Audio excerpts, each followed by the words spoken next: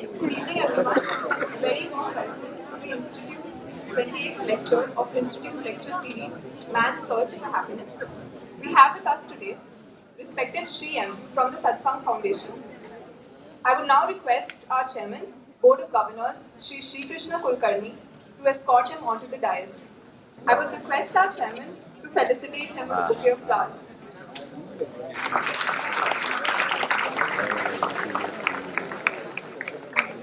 I would now request our director, Professor Anju Seth, to felicitate our guest with a bouquet of flowers.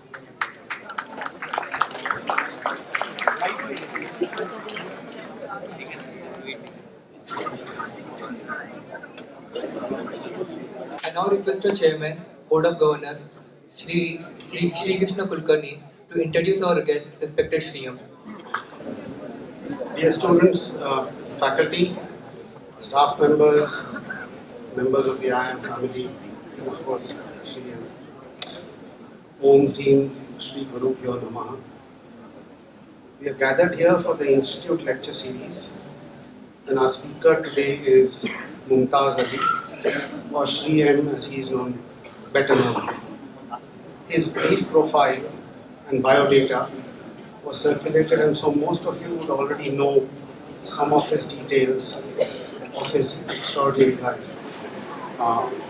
Sri M is my teacher of my life, and I have the privilege to introduce him to you, my family at IIM Calcutta, who took me into the folds almost 2 years ago. So it's almost 2 years since I joined their family, this family which is now my family. All of us go through various junctures in our lives, and I was at one such crossroads in 2009. By then, life had afforded me experiences of all colors and hues, satisfying experiences, joyous experiences, disappointing experiences, deeply disturbing experiences, reflective experiences, and so on. It was during the deeply reflecting phase of my life that I needed to make some sense of my life. And I searched intensely, and they say that if you search intensely, the universe obliges. And the universe gave me the guide and teacher whose affection and teachings have now become pillars in my own life.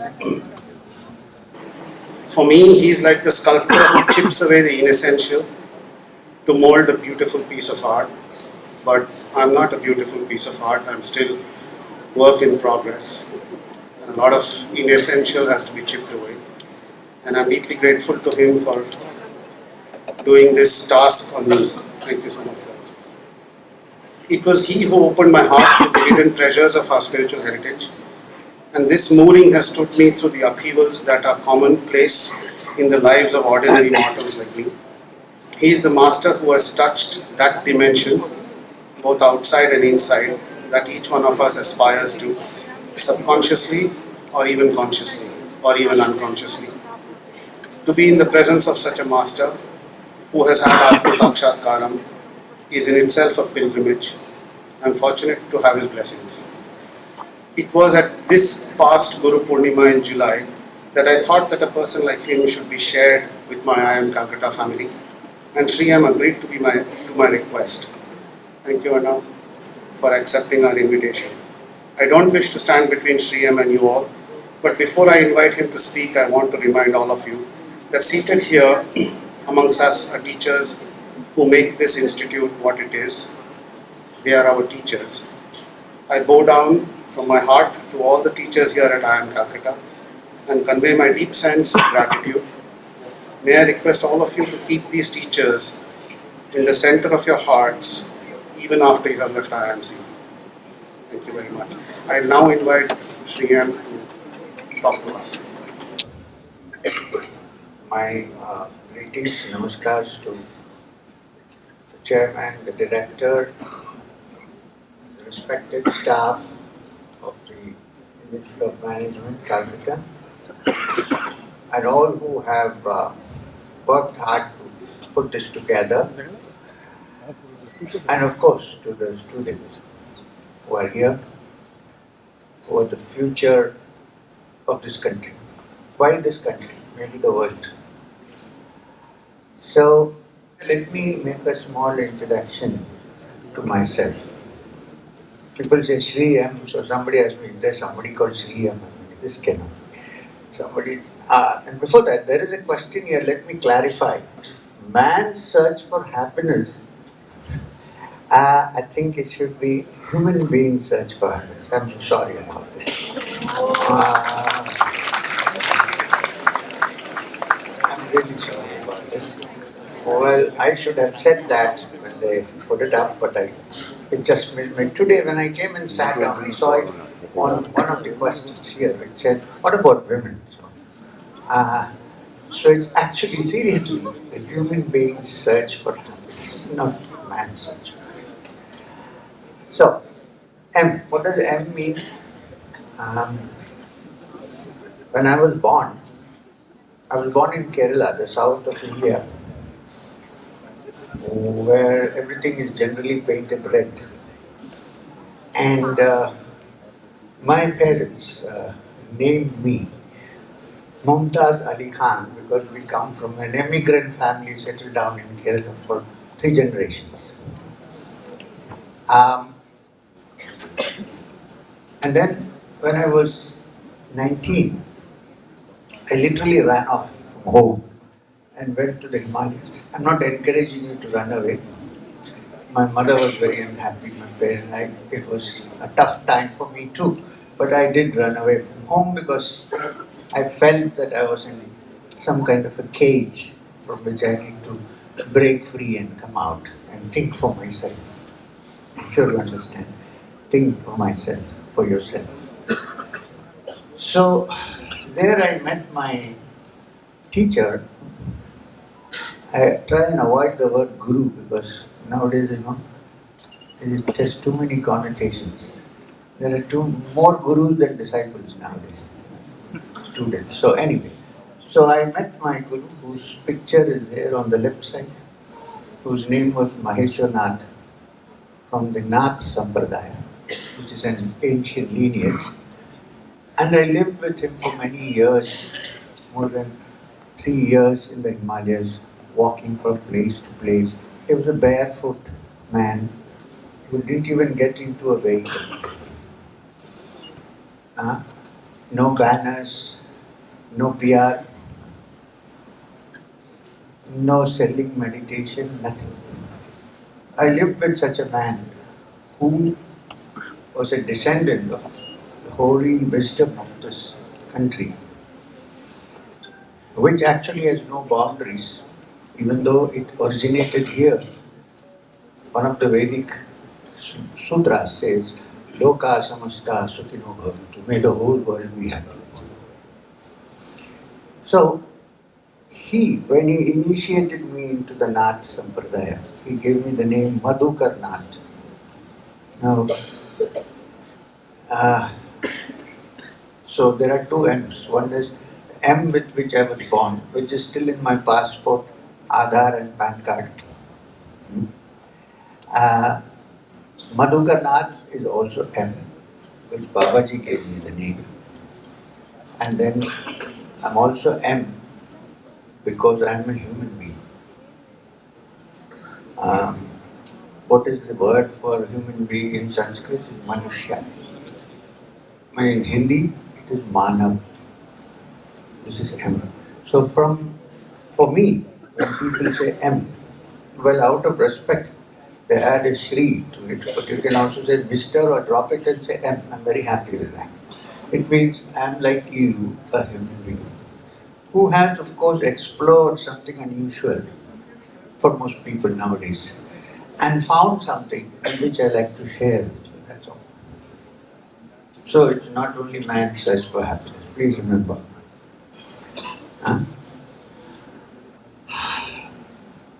So the title is Search for Happiness. We need to examine this carefully. What does it mean by happiness? What is it that every human being, whether they are believers in God or non-believers in God, or man or woman, young or old, management people or non-management people, You need to have non-management people to manage, so both are required. What does everybody really want in life? What do you want? When you say, I want to get more qualified, I want to find a better, what does it actually mean in essence? In essence, it means that the human mind, the brain, if you want to call it the brain, because we can't locate the mind at the moment anywhere in the body except in the brain. So, what it means is the brain or the mind has a built-in tendency, whether we want it or not, to search for happiness. If I am in a situation which makes me unhappy, I would always like to go and search for some place or some situation which will make me happy. This is very natural, it is built into the system. In fact, the whole of evolution is human beings search for more happiness, more comfort, more completeness, more fulfillment. It's natural. You don't have to study Vedanta to understand this. It is there. Every one of us searches for it. Even the person who commits suicide thinks that perhaps it will be an end to his sorrow and miseries, which is also like being happy. Even some people who suffer because they want to be happy. Like there are people who really enjoy being in suffering. Okay, let me tell you. Imagine a retired man sitting in the evening listening to sad music. I always used to wonder, with a small single malt in his hand, and listening to Saigal singing, Jab dil hi toot gaya. So what is he enjoying? Somebody is singing that his heart is broken totally. What are you enjoying? Which means people try to seek enjoyment under all circumstances, whether it is sad. So the whole of life is man's search for happiness. Now, question is, while it is okay to search for happiness, it is built in, you can't stop it. It's natural. What we need to look is, do we really find it? This is the question. Well, we do find it temporarily, in some measure, of course. Right? We all know that. For 5 days I've been in this campus, I couldn't get good food, so I went, I'm sorry, I'm not talking about this campus. Then I go out and then I eat and I feel happy. All these things are there. Or I had good lunch today. So, this constant search is going on for happiness, which is also the search for fulfillment. I was going to tell you that Shloka. It is Poornamada, Poornamidam, Poornat, Poornamudyate, Poornasya Poornamadaya, Poornameva Avashishyate. Now, what is the key word in this Shloka? Poorna. And Poorna means completeness. So, the Upanishad says, the source from which we have arrived or come or evolved, ultimate source, is Poorna, it is completeness. But it doesn't end there. The good news is, it also says Poornamidam, this is also complete. But if this is complete, we don't see this completeness. We see only incompleteness. Suppose I have 50 lakhs in my bank account today. I think I'm happy temporarily. Then I begin to look for 1 crore. Then I begin to look for 3 crores. It's endless. The completeness doesn't happen. Okay. I'm happily married. I think. I am. I have 1 wife. And then I think maybe it's good to have a girlfriend on the side. Because I think that is going to bring happiness to me. Now you should ask people how happy you become afterwards. Becomes worse. Anyway.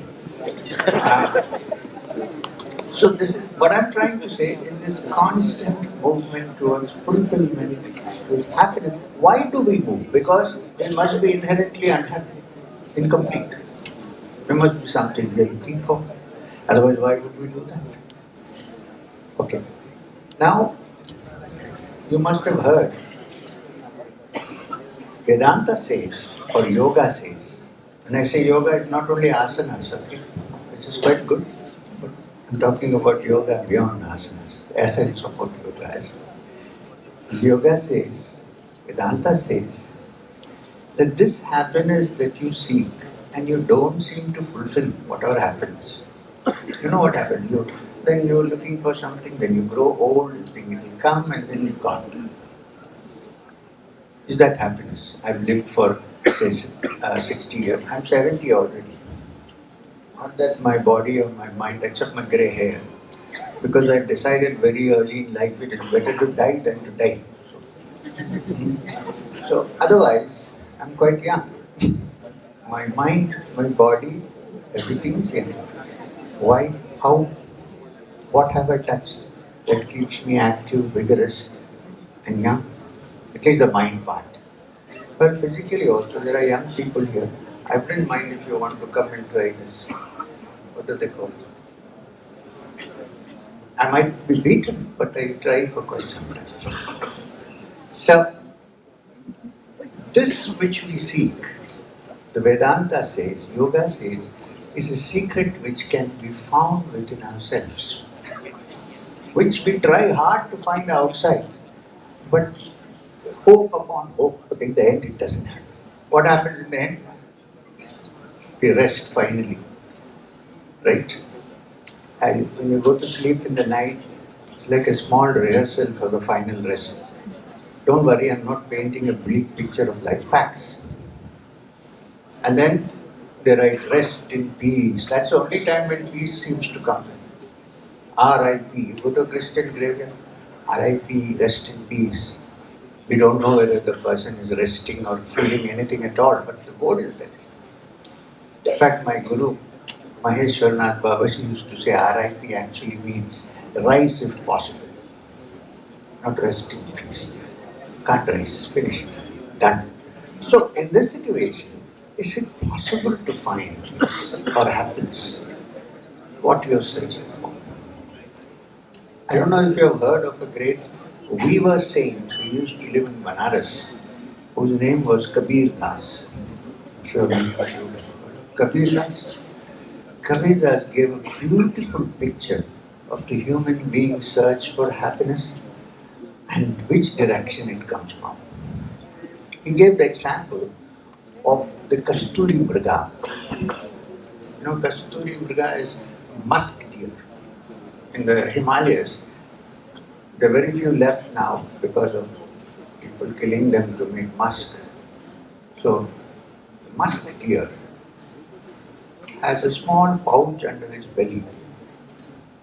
And in certain seasons, musk is produced. In Sanskrit and Hindi, it's called kasturi. Musk is produced. You must have smelled musk. There are many sprays with musk in them. I don't use them because they kill musk deer. So, in the season when musk develops in the little pouch under the belly, it's a beautiful fragrance wafting in the air. And the poor deer, not knowing the source of where this fragrance is coming from, goes round in the forest, poking its snout into thorny bushes, searching for the source of the fragrance, not knowing that the fragrance is coming from right under his, no, sorry, I'm going to say something else, belly, but it searches everywhere and it can't find it because it doesn't know that the origin of this fragrance is under its belly button. Kabir said, this is the fate of us human beings.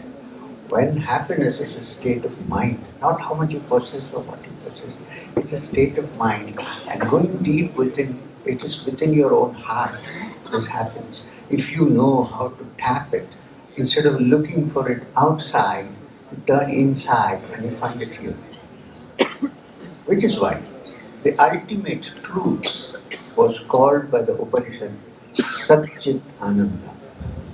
If you take it one word, It's actually 3 syllables, Sat, Chit and Ananda. What does it mean?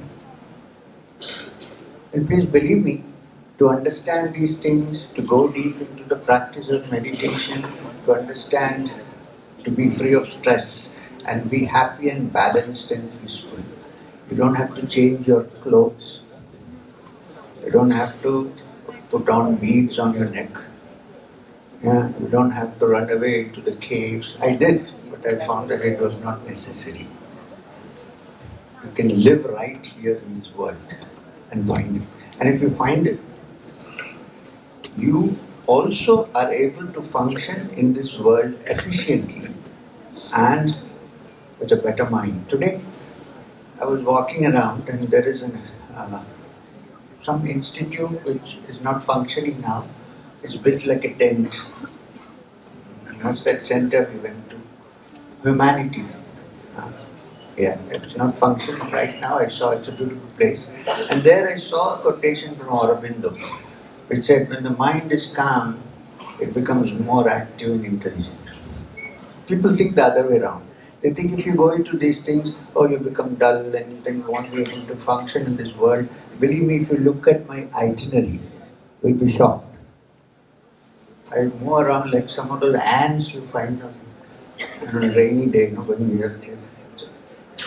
It doesn't affect my efficiency. In fact, it increases my efficiency. It makes me think sharply. It makes me active and not sleepy and lethargic. So, Kabir said, turn within. You will find the essence of what you see inside you. So, what does it mean? What does Sat-Chit-Ananda mean? The essence. First, the word Sat. Sat means the reality. So you will say, no, but I am already in the real. I stand here, the hall is real, everything is real. But there is a question. Is it real? Or does it appear to us as real? If it is real, then it should be permanent. But it is not permanent. The hall may last for several hundred years, but I am not permanent myself. I am here today and I am gone tomorrow. So, if I am real, then I should be here forever. But I am not here. I am here today and gone tomorrow. So is there some part of me which survives the death of the body and which is here? Also, let me give you an example. This is all food for thought. I am not trying to put anything into your heads. Please think about it.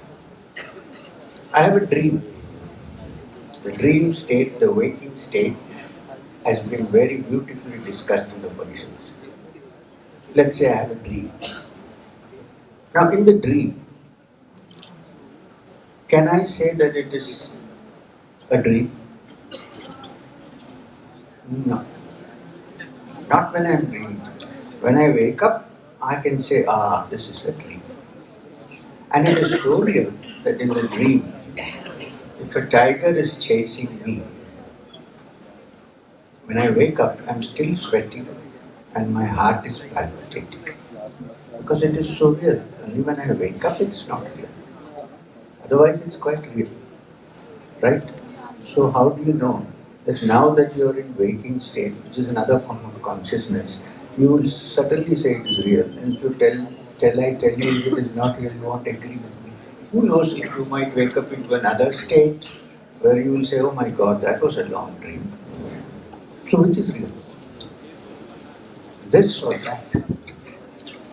Upanishads have various discussions on this subject, very deep. Why I am saying this is, you should go into some of the ancient texts which have been given to us and what some of the great teachers have said.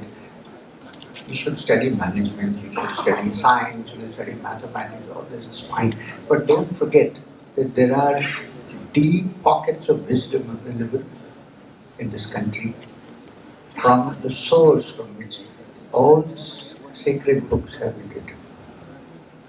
And people have interpreted them in so many hundred ways that hundreds of people can find their own angle looking at it. So, Sat, that reality which we seek, which has to be not temporary but real. And Chit means it is not a material object, rather consciousness, the root of consciousness. We are slowly moving towards that.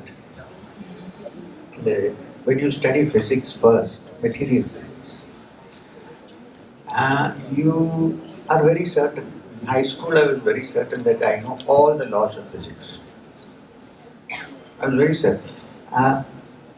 Because we were taught Newtonian physics. Every action is an equal and opposite reaction, and so on and so forth.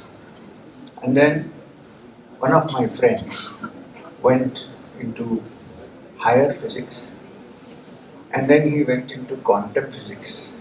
Several years later I met him, and I said, "Are you sure, 100% sure and certain about the laws of nature?" He said, "No."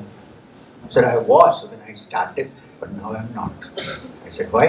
He said, "Because when we go to things like quantum physics, which is dealing with the smallest unit of this world, smallest unit of this world, we can't even see quantum particles, we can't." He says, we come across a very big problem, which is, we think that the unit is a particle. When you watch, it turns out to be a wave. We think it's a wave. As you watch, it turns into a particle. So we don't know if the basic unit of nature is a particle or a wave. That's where we have reached. And he says, this is called the uncertainty principle in physics. From certainty to uncertainty. 1,500 years ago, the Upanishad said, don't be certain of all the things that you see with your eyes. There may be something more. So let me illustrate again. We know this world only through our 5 senses. Right? Are there any other senses? Sight, hearing, touch, smell, and important, taste. Taste of biryani. So, eyes, hearing, touch, smell and taste are the only organs available to us, instruments of perception. It is based on the inputs from these, based on the inputs or the data that comes through this, that we form our rational mind. We are saying, perhaps these 5 senses may not be perfect. Maybe our data is imperfect, and therefore the rational structure that we blueprint that we make may be imperfect. Maybe. I'm not saying yes, but maybe. I'll give you an example. Every morning we see the sunrise. Every evening we see the sunset. A high school student will tell you that the sun neither rises nor sets. It is the world that is moving. Will you believe your eyes, or will you believe what is fact? So therefore the sight is such an imperfect mechanism. So it could be with any other senses. Based on this imperfect data, we form our rational blueprint and say, oh, I'm a very rational man. Fine. If we are rational, then we need to question that rationality which we have. Then we are rational. You must say, oh, I'm not sure, perhaps so. Good. Suspend one's judgment. So, if there is something which is unquestionably real, only that can be called real, which is Sat. We are saying that there are methods by which you can develop other instruments of perception in the human body and mind, and therefore collect additional data, and therefore change your entire outlook of the world. To give you a small example, you don't have to give you a small example. Scientists now agree that we use 20% of our brain. It's enough for everything, including higher studies and all that. What about the rest of the 80%?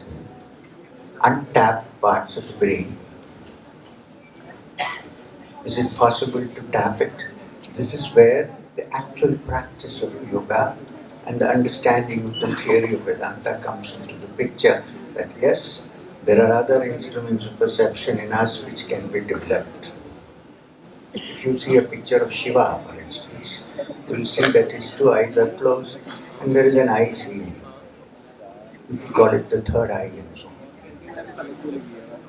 The idea is that it is an instrument of intuition other than the physical eyes. And there are many such variations. And there are many practices which are called sadhanas, by which these instruments of perception can be activated. If this can be activated, then we enter a world which is beyond the three-dimensional world of only length, breadth and height. Then the mind begins to think multi-dimensionally. And for that you need what people call something, it's not linear logic, called fuzzy logic. It has to come from all sides. It can't be just in a straight line. I hope you understand what I'm trying to say. So then, Sat and Chit. Now Chit means the consciousness or the witness who sees all the changes that are taking place in the mind and is not part of the changes. And what is its true quality? Ananda. Ananda means happiness, bliss. Not the ordinary happiness I get by eating an ice cream, which is okay, but that which doesn't end, which is called Anantamananda. That Ananda which has no end. This is what one actually is searching in the outside world. When, if you really need to find it, you have to turn within and look at the essence. And everybody has that essence. It's not as if I have and you don't, but you have and I don't. If I have it, you have it, and you can find it. Now, the process of finding it is what yoga is concerned about. Which means to make the mind free of distractions. And you see, then it becomes also a tool for understanding worldly things, knowledge. If the mind can be made sharp, if the mind can be made free of distractions, it works much better than a mind that is distracted. Classic teacher of yoga is the great Rishi Patanjali, who wrote the Yoga Sutras. In it, yoga is defined as yoga's chitta vritti nirodha, which means yoga is the stopping of the distractions of the mind. So the whole practice of yoga is how to stop the distractions of the mind and how to therefore not allow the energy to dissipate, but to gather the energies which are normally dissipated because of distractions and tension and so on. This practice, by which one becomes what in the words of the Gita is called sthita prajna, one whose mind is tranquil in the midst of all circumstances, is what is required for us to dwell deep into a system and find the happiness that is within us. Okay, last, before we have this, some question answers, I have one more thing to say. Suppose I crave for suppose I have an I-20 and I crave for a Mercedes. Suppose. It's okay with me either way, but suppose I crave for a Mercedes. And then my mind is agitated till I get hold of the Mercedes, right? It's working. I do various things. I get loans, I go to the bank, I talk to the people, and finally the Mercedes comes to my garage. I say, now I am very happy with the Mercedes. It goes on for some time till I see somebody going in a Rolls Royce. Now the question the yogis ask is, when you got the Mercedes, are you happy because you got the Mercedes, or temporarily had your mind stopped craving because of which you are happy? You know, when you crave, then the mind is looking for it. So it is very agitated, it's not very happy. You found it, it's very happy. Why? For this that little time the mind has stopped craving, which is happiness. If it was not so, then it would have stopped craving as soon as you get it. No. Then I see my neighbor in a Rolls Royce and I start craving again. Again the same thing is repeated. We are saying, is it possible to find a state of... I'm not saying you shouldn't have a Mercedes or you should have a Mercedes. This is not what I'm saying. I'm saying, can we find out the secret of happiness is that when the mind is silent and is not trying to crave, can it be happy? Yogis say, yes, this is possible. And what happens then? The mind, which is not distracted, becomes quiet and tranquil and calm. In that tranquility of mind, the human being's faculties develop and enlarge, your dimensions enlarge, and along with that comes one more quality, and that is compassion. Why? Because I have, so I can give. If I don't have, I'm myself a beggar, what will I give? So when you are fulfilled, when you realize that you are Poornamidam, when all the imperfections have been cleared as much as you can, then you are in a position to give, and you're no more begging for anything in return. This is the goal of human beings' search for happiness. Please watch, I'm always saying human being, not man's search for happiness.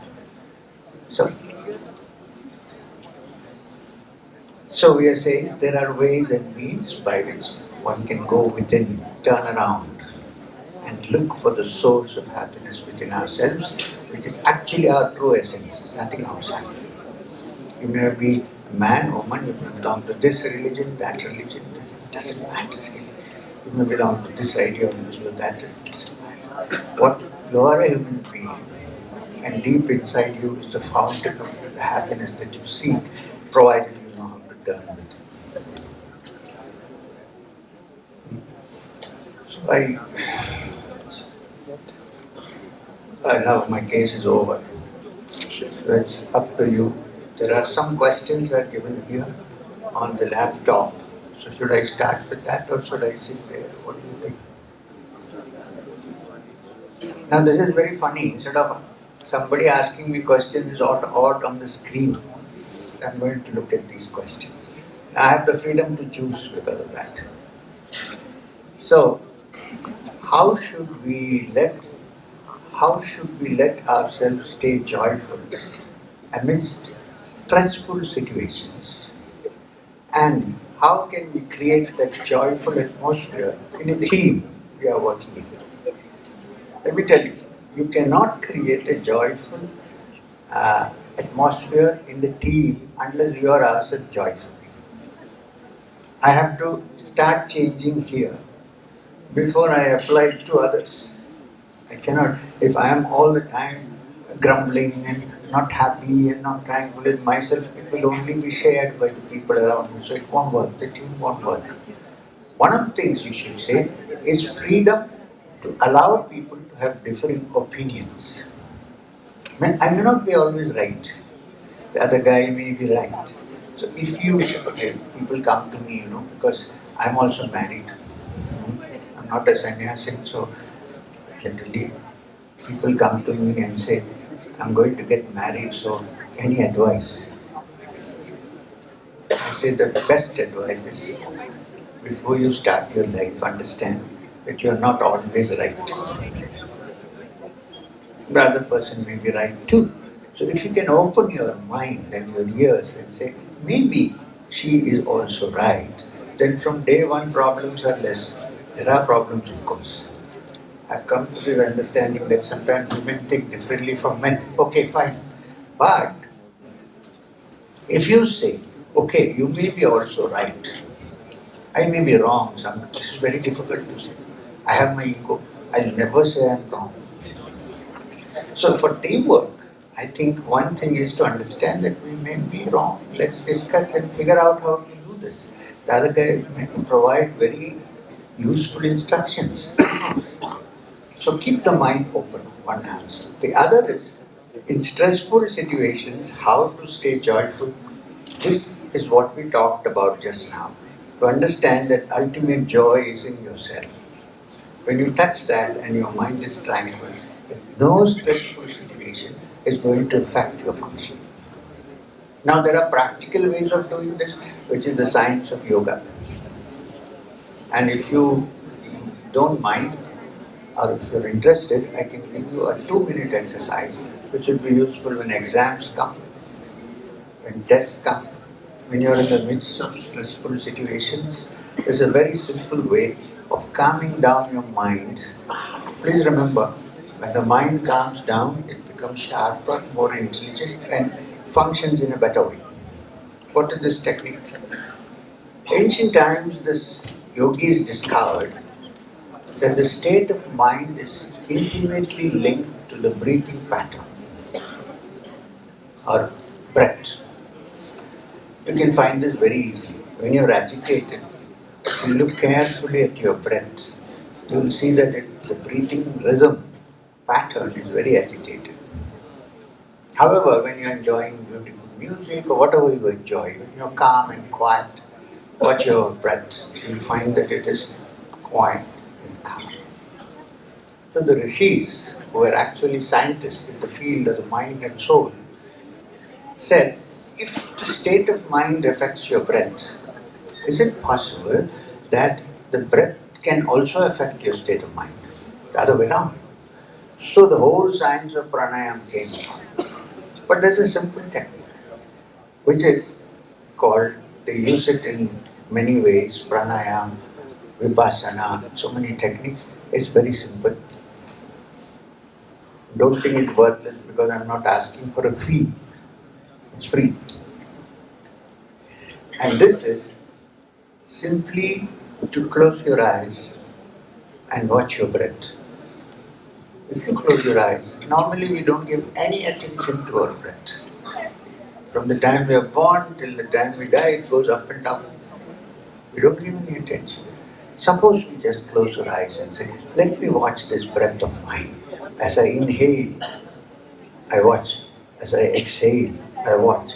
If you keep watching it, after some time, you will feel like taking a deep breath, like a sigh. But continue to watch your breath. In 2 minutes or 3 minutes, your mind would have calmed down. There is one way of doing it. We do it in a little different way, which is you deliberately inhale very softly. And while you inhale, you chant in your mind the sound of hum. Hum. And then you exhale deliberately, very slowly. As you exhale, you chant the sound saw. So your in-breath is hum and your out-breath is saw. So you let this happen up and down for about 5 minutes and you will see that everything is calm. All distractions are gone, stress has vanished. It will come back again. So you need to practice daily. Once you practice daily, you will learn how to keep your mind free without stress in the middle of situations. Actually, it's good to be stressed because then you will work hard. But once understood that, now you need to work, then you need to calm it down. The stress will induce you to work. It's only if there is stress that you will actually appreciate calmness. There is no stress. If you are always calm, you won't even understand the value of calmness. So when there is stress, welcome it. But say, I'm going to work on this. Okay.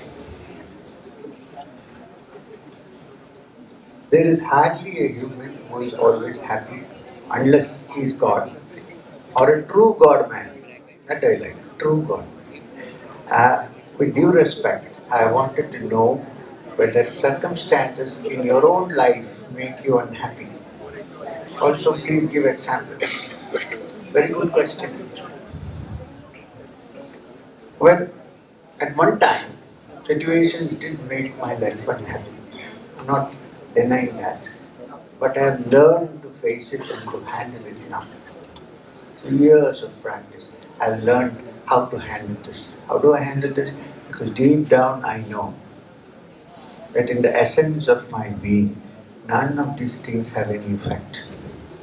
Having stood there strongly and for years steadily, now unhappiness doesn't affect me.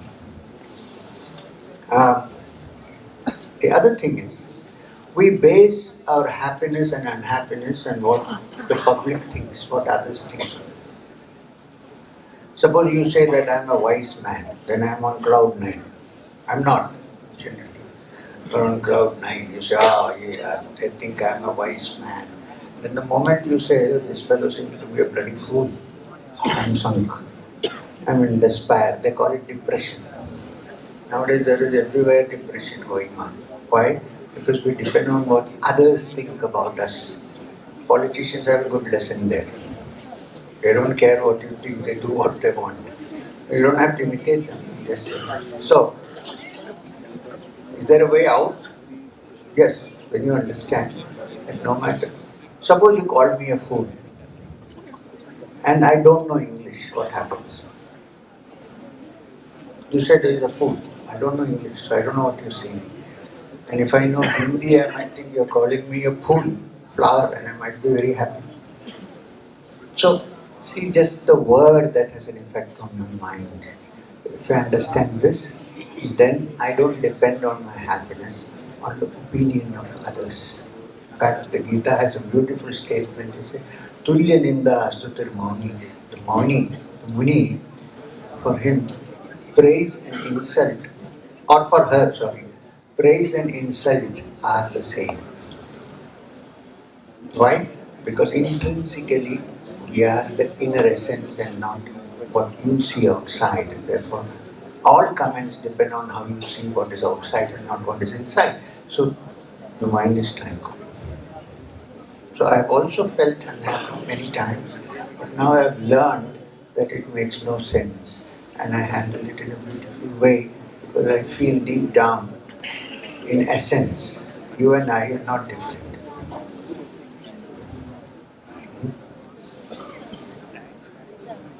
But there is one question which says, don't you think that the very discussion on happiness is the cause of all anxiety and depression in the world? It's a very good question. It's a nice and intellectual question. It's a very cerebral question, of course. But the fact is, if you don't discuss happiness, how are you ever going to find it? You discuss management, you discuss science, you discuss mathematics. Why not discuss happiness? There is this fear that if I discuss happiness, that I might find that I am unhappy. That is the reason for all anxiety and depression, not discussing happiness. It's nice to discuss happiness. Because if you don't discuss, how are you going to find it?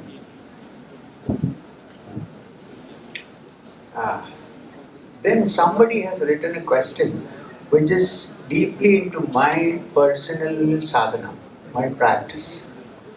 Someone who is doing Kriya Yoga.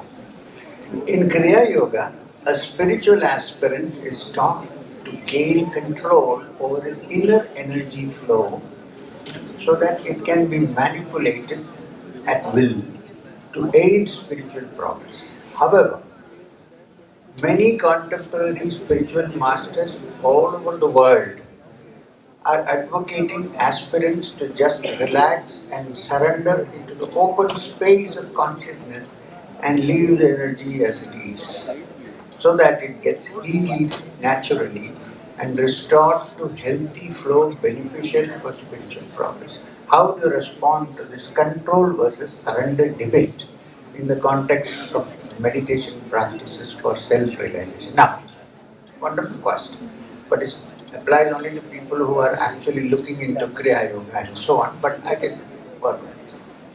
So among the Zen teachers, in the practice of Zen, I'm coming back here, archery is a very important part of Zen. You know what is archery? Archery? What is that thing that Rama holds in his hand? Bow and arrow. So in archery, the Zen students are taught how to shoot at the target. So how do you shoot? You have the bow in your hand. The bow has a string. You fix the arrow on the string, and then you keep your eye and the target and the tip of the arrow in a straight line. Then you pull the string taut, right? Fully. After pulling the string taut, T-A-U-T taut, and keeping everything in one line, if you need to hit the target, what should you do? Hold on to the string tightly or let go? What should you do? If you hold it like that and say now everything is okay, everything is in line, will the arrow hit the target? No. So when will it hit the target? When you let go. So meditation has two parts. One is how to put everything into a certain stream. How to gather all the energies into one stream. Having done that, then you should let go. Not before that. Before that there is nothing to let go. You know what I mean? If there is a dancer, like a Odissi dancer, what is the dance form popular in this? Kathak dancer, let's say. Now, they learn for many years to dance, the technical aspect of how to dance, how to go around without feeling dizzy and falling down and so on and so forth. And then they innovate. And they can change, innovate and be free. But before practicing the art of dancing with all its rules, what will you be free from? Okay, one more example. There is shapeless clay in my hand. I want to make an image out of it. So I use a mold, right? And I stuff the clay into the mold. Two sides of the mold are pressed together, the image is ready. Now if I want to see the image, what should I do? Break the mold or keep it there? Break the mold. So first, but you have to put it in. So meditation has two parts. One is gathering the energies together so that it moves in a certain way. And then finally, to let go of the effort to keep it there so that it expands by itself. There are two parts. So this is the way to go about it. Why? This I already answered. Why is the title of the talk Only Man's Search for Happiness? Perhaps you intended to include women and expected that it would be understood that the term man was used in a generic sense. Yes, you're right. I didn't mean it. What I meant was human beings, not man. Incidentally, in a nursery school, a teacher went and asked the students, can you make a sentence with bean, B-E-A-N, bean? What do you eat? So one of the students said, we are all human beings. So we are all human beings. It didn't mean male or female. From now on, I'll make sure that the title is Human Search for Happiness. Sorry.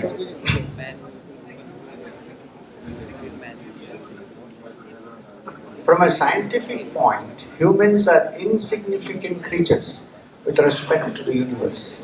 So, is it really delusional when people inscribe any meaning to their lives?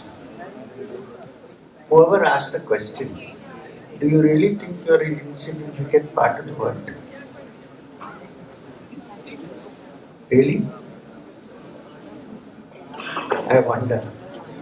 People who say we are the most insignificant part of the world, I know people who say I have no ego at all, they are the biggest ego. So I think that answers the question. Nobody thinks we are insignificant. Everybody thinks we are significant and we want to be more significant. Otherwise we won't learn anything including management. No point. That's a very, what do you call it? Negative way of looking at life. We are not insignificant. We have great capacities. What we should know is how to tap these capacities. It's good to say that I don't know, so I need to learn. That's a different matter. But all science has expanded and improved because some scientists were honest enough to say, I don't know. If we thought he knew everything, then it wouldn't happen. So, I don't know is a good idea. But insignificant is not a good word. We are all very significant. In this complex world, we are all very significant parts. Even though we may be very small, we are all significant. That's what I would like to tell whoever asked this question.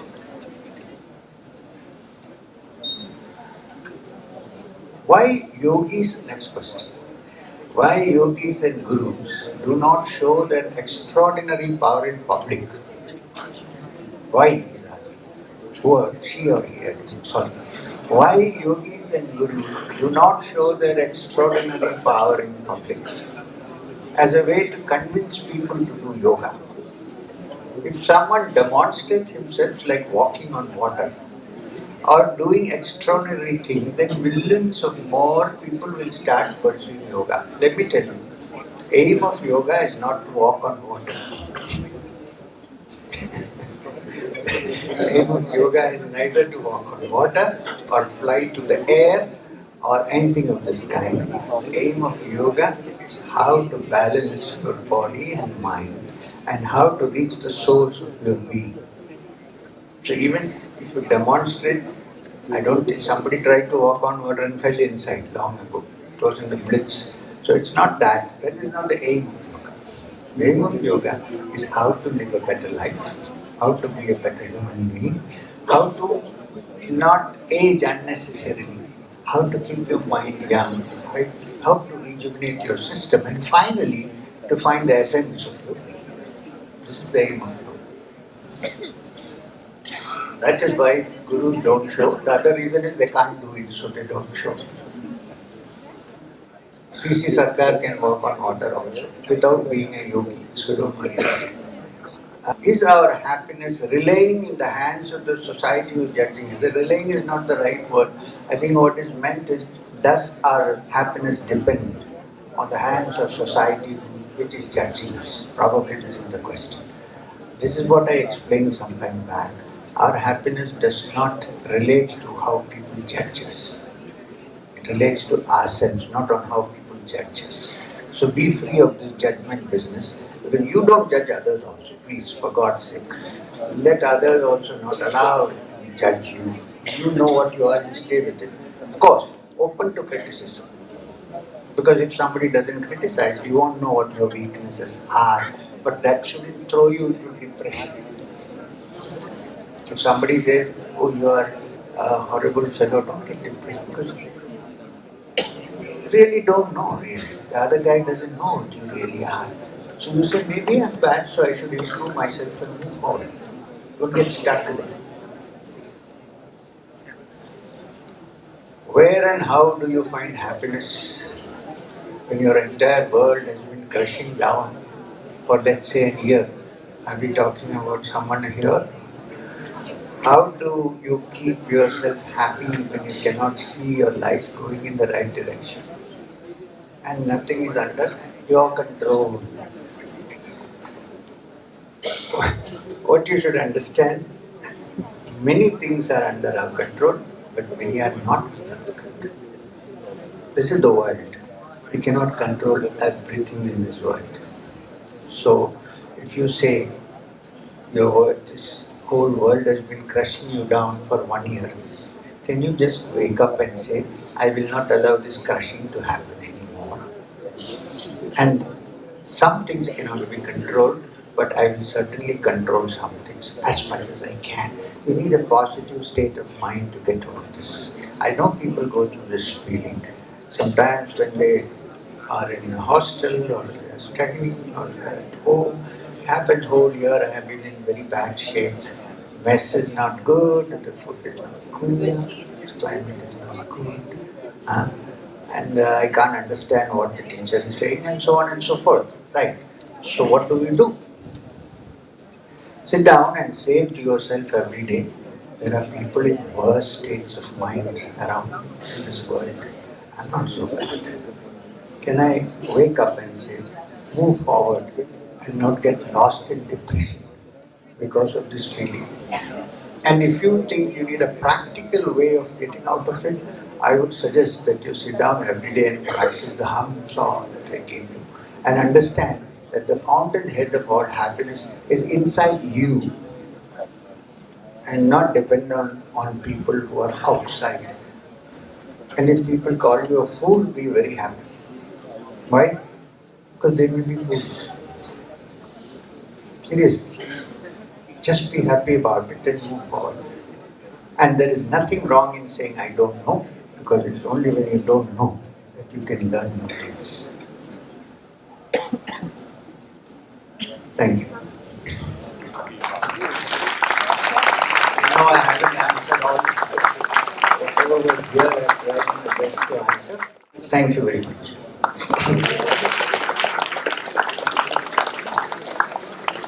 Thank you, sir, for your enlightening words. Your wise words will be the guiding light for each and every person here on their quest for happiness. We at IIM Calcutta are an inquisitive bunch, so we thank you for patiently answering all our questions. I would now request our chairman, Professor Anju Seth, to please felicitate sir and with a memento.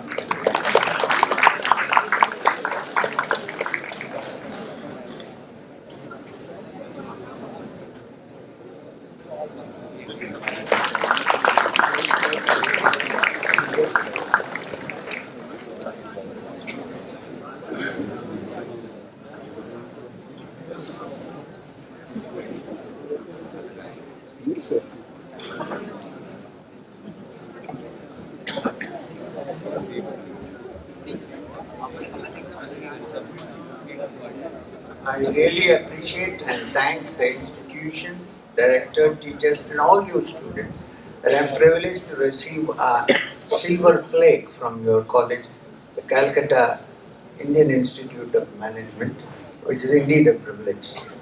I'm hardly a great manager, but I'm very happy. Thank you.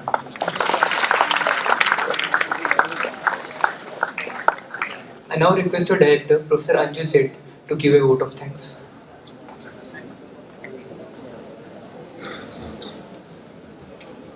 Honorable Shri M, friends, on behalf of IIM Calcutta, may I take this opportunity to extend our most deep appreciation and heartfelt thanks for your visit to us and your address this afternoon. The thoughts that you expressed, which were delivered in your unique and inimitable style, but founded on ancient wisdom of India, has carried much weight for me personally, and I'm sure it has for the rest of our audience as well. We will take these ideas that you have helped us understand with us through our futures at IIM Calcutta and forward into our lives as well, I hope. We look forward to continuing our association with you, and we hope you will come back and visit us at some future occasion, in fact, in many future occasions. Thank you again so much, and thank you for your attention to Shri M.